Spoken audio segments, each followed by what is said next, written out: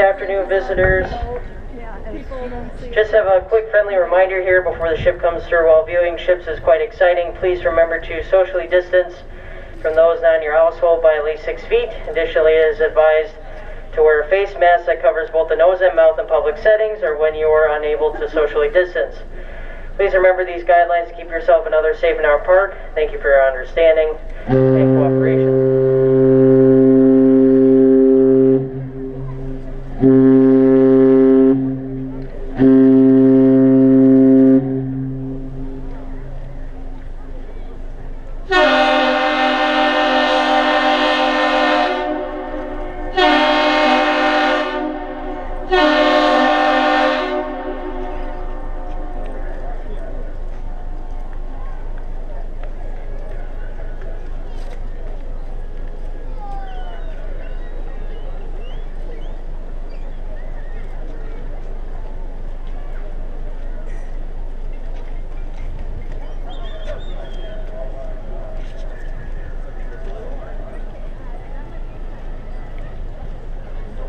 That salute you just heard is known as the Captain's Salute, which is a traditional greeting between the ships and the bridge.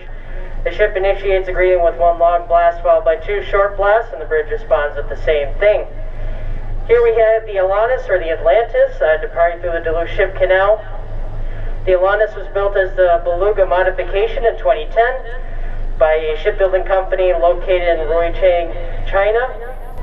She measures 452 feet in length, 68 feet in width, and 36 feet in depth. She is powered by a 7,200 horsepower Mach 6M43 diesel engine, which gives her a top speed of 16 knots, or about 18 miles per hour.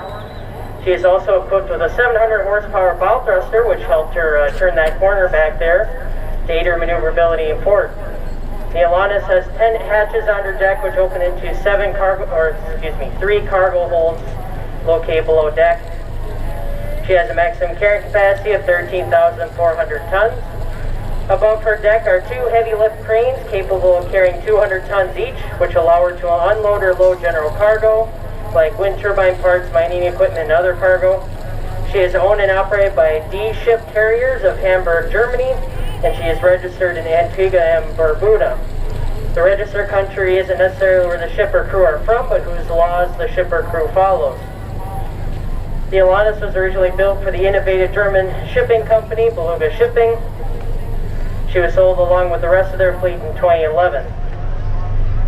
She is currently on her way out today empty. She just they're not empty. They're coming out with a load of wheat, which they just loaded at the Riverland Egg Elevator. They originally came in loaded with wind turbine parts, and they'll be taking that cargo overseas.